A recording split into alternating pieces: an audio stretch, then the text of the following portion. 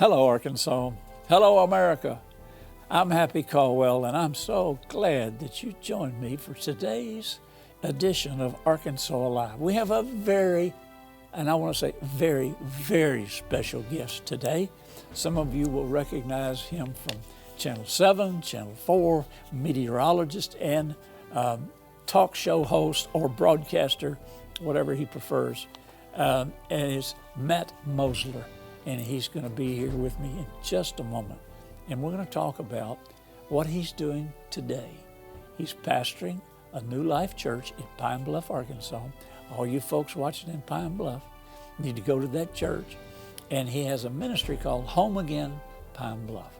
And we're going to talk about that too. So stay tuned. Arkansas Live starts right now.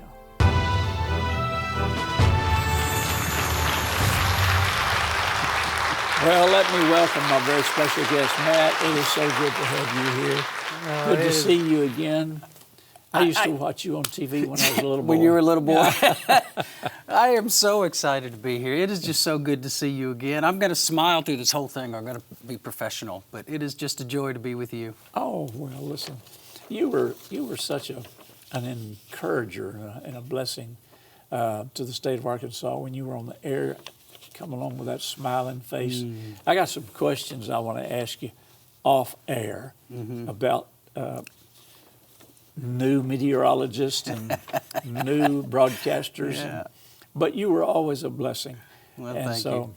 You know, once you're a meteorologist, though, people know that, and so anytime there's a rumble in the sky, your phone rings. You know, what's the weather like in Nashville? What's the weather like? You know, I got the same phone you do. Well, you know, when Jeannie and I and our son Ronnie, when we started in the ministry and we made our first record album in Nashville, and the record company got us a spot on the big country show up there with the big DJ that promoted everything and everybody. That wasn't Ralph Emery, was it? Yeah, it was Ralph Emery's show, and he played our first album and wanted to talk about Little Rock. And I said, well, what do you know about Little Rock? He said, well, I listened to, what was the big 100,000 watt radio station, KAAY? Yeah, KAY, yeah. He said, I listened to that. He said, I listened to the weather reports. I said, you do? Why? He said, because the weather that you have in Little Rock eventually gets to Nashville. That's right. Okay, pastor of New Life Church. Now, tell me where this church You didn't think I'd ever end up there, did you? No, When I was didn't. doing stuff on VTN way back in the day, you never thought I'd end up there. I knew you would get blessed some way because you were such a blessing. You helped us find some people that were stressed after the flood that came down the Arkansas River. Yeah. Lost their homes, and we helped buy all of the appliances. I don't know if you ever heard back on that, but we replaced all the appliances for a lady and her husband. Their house was right on the river. Yeah. It's a mobile home. Yeah. And it washed away. It was a mess. So we went out and did some B-roll, and I said, anything you'd like to say? She said, yes, young man, I want you to come and listen to the most beautiful sound you've ever heard. I said, okay, what is that? She said, come over here to this washing machine. And she pushed that button, that washing machine. She said, isn't that beautiful? And we were able to help some pastors and other people. Yeah. So you've been a blessing for a long time, and now you're pastoring church. Where is the church? New Life Church? Well, in Pine Bluff? if you're familiar with Pine Bluff, there's probably the main drag is Olive Street. Yeah. And if you head down Olive Street, there's a shopping center called Jefferson Square. Yes. And I understand that you spent a lot of your youth in Pine there, Bluff. yeah. And Jefferson Square was kind of the mall before they built the mall. Right. And it like a lot of the city, it's kind of fallen on hard times. And so there's a little revival going on. There's a Planet Fitness in there now. And there was a freestanding square building that used to be a department store called Campbell Bell. Okay. And that's where our church is. We took over the department store. It was a dance club before we got it. So it was fun to rehab it. And then we took the back. So our church takes up about 2/3 of that. In the back half of that, we built a community center we call the Freedom Center, which is where we do our classes. It's open to the community. We do a lot of teaching and training in that building. That's great. And you founded Home Again Pine Bluff. Tell us crux of that. Home again, Pine Bluff. That sounds good. We only have a few minutes. I'm gonna make this brief. You know that when you plant a church in a community, the job of the church is to feed the hungry, house the homeless, clothe the naked. That's what Jesus did. And the reason he did that was if you meet physical needs in order to get to the real important thing, which is the spiritual need, because that's the real problem. So when we first got there, that's what we did. We started feeding people and we started giving away things. And we noticed that instead of solving the problem, we're making the problem worse because we're feeding the beast. And this is where I can talk on this for hours, but by design, communities like Pine Bluff have become dependency cultures. There's a lot of power and money and influence to be gained by keeping people broken and angry and offended and in poverty. You know, you talk about big tobacco, big oil, well, there's big poverty. And so, for example, you know, you can get a $300,000 grant to teach this community how to read. Well, $200,000 of that will go to administration, and then very little goes to address the need. Well, I don't really want the problem to go away then, because if the problem goes away, the money goes away. So there's a perpetuation of that, and it's resulted in a dependency culture where they expect you to help me. So when we were giving things away, we weren't really hitting the physical need to open the door to anything spiritual, because this is what you're supposed to do. But we still need to meet the physical need. So we support other agencies and ministries in town that do feed and house and clothe. But what we wanted to do was not make you comfortable in your poverty. We want to get you out of that. It's for freedom that Christ set us free. And there is a ceiling where, you know, the enemy wants to keep us beneath the ceiling to keep us in need. So we have hundreds, if not thousands, of dilapidated homes across Pine Bluff. I mean, at one time, Pine Bluff had 60,000 people. Now there's 38 or 39.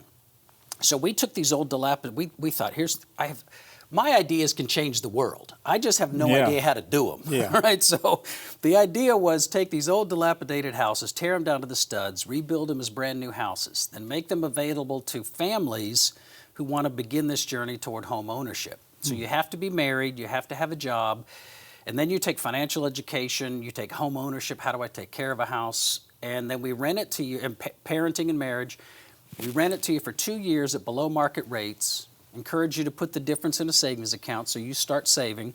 After 2 years, if you meet all of these conditions, we will sell you that house at half of its appraised value, up to $50,000. So you can go from poverty to equity in just a couple of years. And that's real money. But we don't just do one bad house on a bad street. We try to do 3, 4, 5 houses. So the idea is if you can get 3 or 4 or 5 families now all going to work, all going to church, all taking care of their neighborhood, making sure their kids go to school, you begin to change the culture. And so to date, we built 14 houses.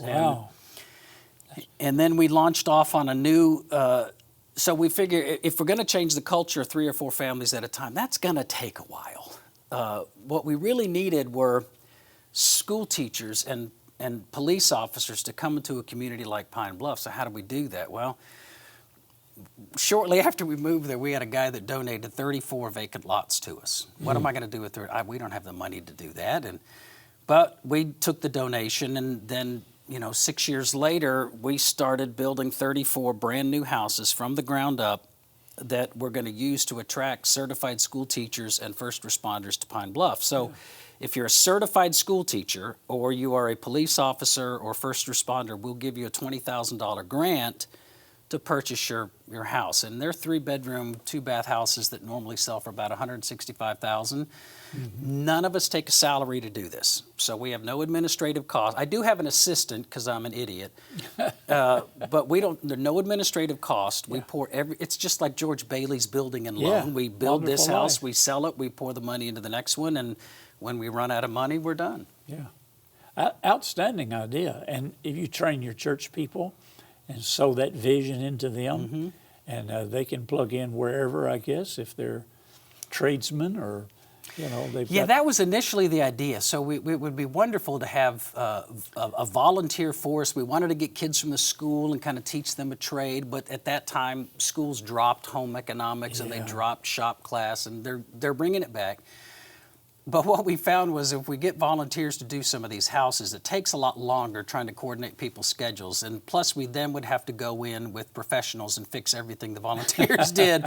So we actually employ about 3 construction crews that are operating all around, doing the rehabs and the brand new houses. That's awesome. And what does the community think about this? What about the mayor and the they love it. Yeah, I mean, when there hasn't been a new neighborhood built in Pine Bluff in 20 years or better. Yeah. And so the fact that we're doing this, it's the broken window theory in reverse. If you see a broken window, then you break another one. But if you see a community where the houses are starting to be redone, one of the things we've discovered is this neighbor over here who's not part of the program, he starts fixing up his house, and they start fixing up their house. And you begin to realize that everything I do to my house is going to increase its value. Right. That's money in my pocket. Right. But everything my neighbor does to his house is going to increase my value. So now I want to keep my street clean. I want to keep my neighborhood clean, because as my neighborhood improves, the value of my house goes up. That's equity in my pocket. So you begin to take care of the entire community. Now, do you teach these principles and things to your congregation? We do, Okay. yeah. You've already addressed the professionals like teachers, etc.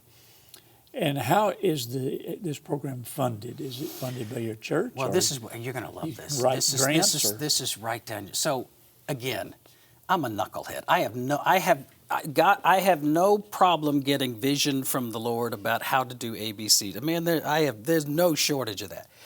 How do you do it? I don't know. Yeah. I don't know how we're going to do it. So I shared this idea with our church in 2018, not long after we started, that we want to take these houses and share the whole thing. And there just happened to be a vice president of a community bank in our congregation at the time. And he said, we want to talk to you about this program. I said, great. And so we'll meet you next week. So I spend the entire week putting up together this incredible sales plan. I'm going to sell this idea. I might get $10,000 out of this bank and help us, put a washing machine in. Who knows? So I get down there to this bank. It's Fordyce Bank and Trust. They go by FBT Bank now. And I tell the idea, and they're just kind of sitting there bored. And after it's over, the bank president, he says, well, we like the idea. How about if we give you $100,000 to get you started? Wow. And I went, yay, we got $100,000. Oh, crud, we just got $100,000. Now I got to do it. I have no idea how to do it. What had happened was that bank down in Fordyce, which is in Dallas County, it's a different county, bought a bank branch in Jefferson County. Okay, it's 2 different demographics in those counties. When they bought the bank in Jefferson County, they fell under new federal regulations where they have to make loans to low-income people at a commensurate rate with upper income. It's a redlining process. I go down there thinking and if you don't do that, the federal government will fine you. Oh. So I go down there thinking I'm begging them for money, when it turns out they're begging me to take the money. Wow. And that little bank, that little community bank, has given us donations and grants and interest-free loans of more than $2 million since 2018 to do what we do. So I get phone calls all the time. How do you sustain this program? How do you build this program? I'm like, I don't know. I have no idea. God gave us the idea. We stepped out in faith. He gave us the vision, and all of a sudden He provides the provision. And when we run out of money, then we stop doing what we do. But you sort of find out that you can't outgive what God gives to you. And if somebody wants to make a donation to your church, do you have funds where you set aside to help? Well, so technically, the Home Again Pine Bluff is not a ministry of New Life Church. Okay. So we got some really good advice a long time ago to create your own 501c3 nonprofit. Right. And that way you're able to get donations from businesses and organizations that won't donate to religious causes. Yeah. So it's its own 501c3. And so we survive. We don't get any federal money. We survive totally on grants, donations, gifts, that sort of thing. And so you can go to our website, homeagainpinebluff.org, and make a donation there, and it all goes right into this. Do we have that information up there? Put it on the screen, Daniel. And here's the website information: homeagainpinebluff.org, or you can email at matt@homeagainpinebluff.org. Phone number 501-352-3465. Mailing address, just simply Home Again, Pine Bluff, 44 Longmeadow, Pine Bluff, Arkansas, 71603. Longmeadow used to be, when I lived there, Longmeadow was way outside the city limits. Yeah. It was just beginning to be developed. Beautiful place, but this is something that everybody would like to invest into, especially if you're in Pine Bluff. If Pine Bluff is your home, I think I still have a few of my high school buddies that live there. I'm sure you do, yeah. The ones that hadn't died, they're still there, and that would be something for you to take all your millions and invest in and help get this done. Another question here: do you have any testimonies of families that have gone through this process and what happened to them? Yeah, we do. I'll give you a couple. So the second family we put into this program, we get him a job at Central Maloney, which is the business that makes transformers. And I believe you told just a minute ago your dad started that. He was vice president of purchasing. We got him a job at CMI. He ends up, within a short time, getting into management, gets his college degree. His wife gets her college degree. Their kids are honor students. He leaves the program early, gives us the house back, and buys a $200-something-thousand house in Whitehall. It's exactly what you want, right? The other story is this lady and her husband grew up in a camper, not a mobile home, but a camper. No running water, no electricity. She gets married, has a baby, and now she finds herself living in a camper. Not down by the river, but living in a camper, no running water, no nothing. And she says, is this my life, right? This is just the way things are supposed to go for me? Well, she starts coming to church, learns about the program. We get her into the program, and the first year that they were in, she and her husband and their little baby girl, we have a thing called Christmas Mall, where we get a bunch of gifts, donations, and families can come in and pick out their kids' Christmas gifts. So the first year they take part in that.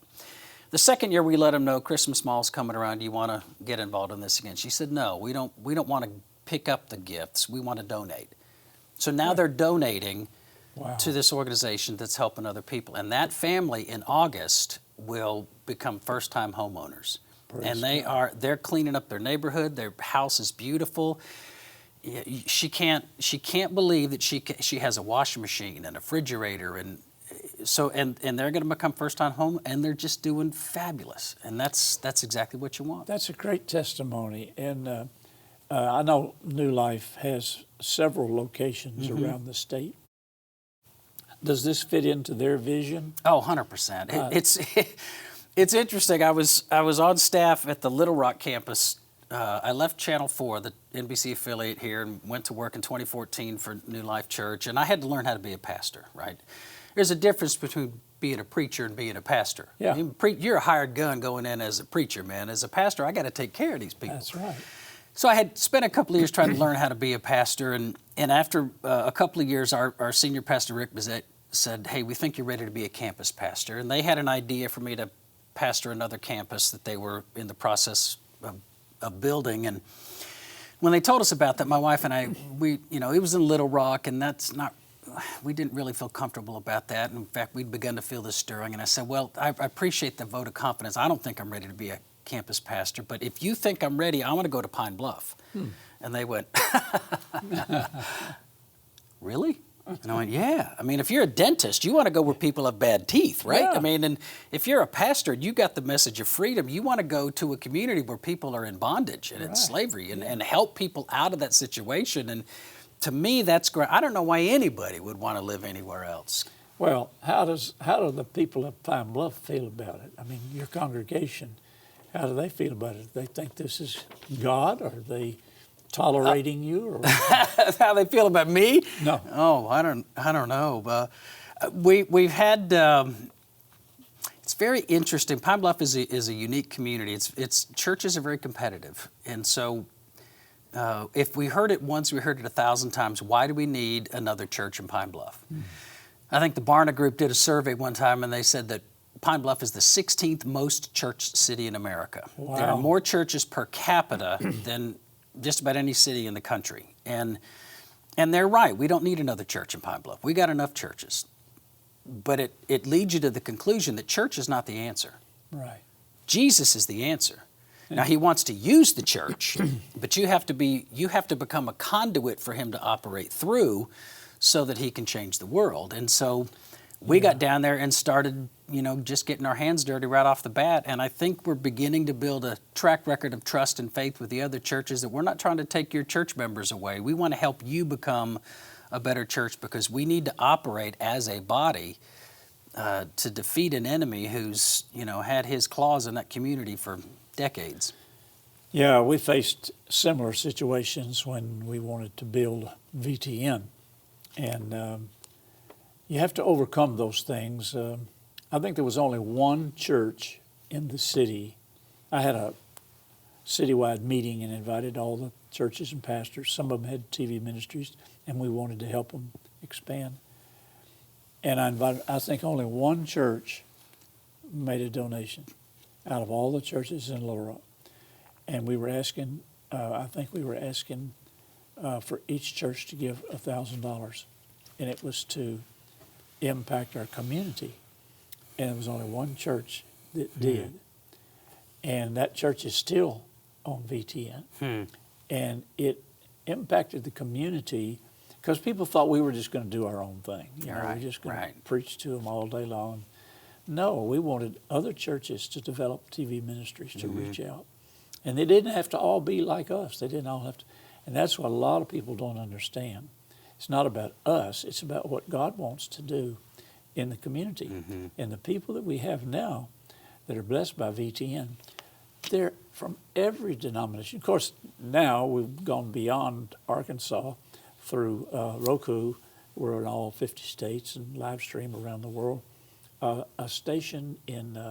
big station in Johannesburg, South Africa, asked us if they could run our network on their satellite, because they wanted to hear all the preachers. Ours is very unique because we have all different denominations. Some stations, they only have one brand, and we have all of them. And you might not all agree on certain doctrinal issues, but nobody ever does. I think that's what makes it so beautiful, though. It's a tapestry. Everybody, in my church, Pine Bluff is an 80% black community. Right. Okay, so that's our demo. Yeah. That's who we're trying to reach. And so we go down there, and it's really hard for and I think a lot of and by the way, we have some great churches in Pine Bluff, but it's really hard for some of those old established churches to begin to turn that ship. I think they want to get there, but it's really hard to turn that. Well, we come in and said, this is who we're going to be. This is what we want to do.